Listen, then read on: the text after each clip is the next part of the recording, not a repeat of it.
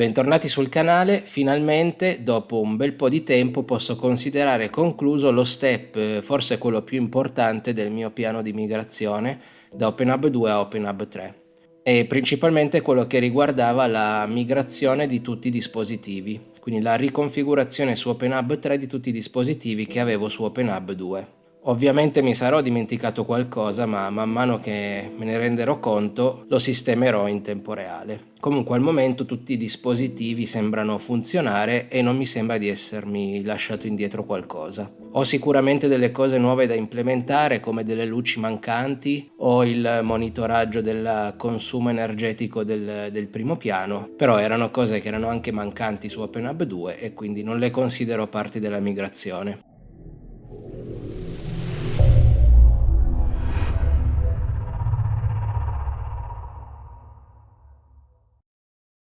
Quindi giusto per recap, quello che viene indicato in questa slide dovrebbe essere stato fatto tutto, a partire dalla disattivazione del vecchio OpenHub 2 che ormai non esiste più, perché ho formattato il Raspberry, l'installazione degli add-on binding sul nuovo ovviamente per far funzionare tutti i vari dispositivi, la creazione dei canali, degli equipment, dei point e delle thing, l'utilizzo del nuovo broker MQTT sul Raspberry 4, la mia sitemap di test che ogni tanto vi ho fatto vedere che mi sono creato come punto principale di controllo dallo smartphone e poi ovviamente l'aggiornamento dei dati su InfluxDB. A tal proposito più avanti vi dico che come ho cambiato le regole di retention, perché quelle che avevo settato precedentemente, che vi avevo indicato in un video precedente, non mi quadravano tanto e quindi ho deciso di cambiarle.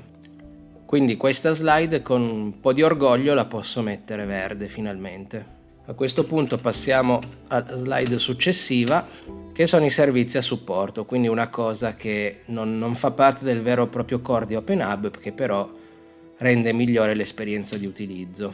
Quindi ovviamente dovrò andare a settare una procedura di backup dei dati sia della configurazione di OpenHub che dei dati di InfluxDB, formattazione del Raspberry che ho già fatto in teoria, installazione di Docker Portainer sul Raspberry 3 insieme a Grafana sempre con Docker e poi un eventuale ambiente di test sempre sul Raspberry 3 in modo tale da poter gestire delle configurazioni prima di andare a sporcare l'ambiente principale. Questo non so se lo farò, vediamo. Alla prima necessità lo farò. Potrebbe sostituire quello che al momento ho installato con Docker sul mio PC per fare alcuni di questi video. Ok, poi vabbè, il sesto step sarà le interfacce utente, che potrebbe essere la parte più divertente, dove andremo a creare le dashboard su Grafana per vedere principalmente i dati di InfluxDB e poi le varie interfacce grafiche a partire dalla sitemap che ho già creato sullo smartphone all'utilizzo della main UI, quindi l'interfaccia nuova di OpenHub 3, e all'utilizzo di Hub Panel oppure se fare una versione di main UI, quindi una pagina di main UI dedicata al pannello a muro. Questo poi lo deciderò sul momento. Varie ed eventuali, alcune cose le abbiamo già fatte perché l'integrazione con gli assistenti vocali l'ho già fatta man mano che ho migrato gli item. Anche le varie rules le ho già create e alcune ve le ho anche fatte vedere, e anche il discorso delle notifiche, quindi fondamentalmente questo settimo step l'ho già fatto. Poi ovviamente man mano che mi vengono in mente le cose le implemento. Una cosa che ho dimenticato nel sesto step, nella parte di interfaccia grafica, è il discorso del floor plan, che è una cosa che mi piace molto, il fatto di avere la mappa del piano della casa con i vari dispositivi utilizzabili direttamente.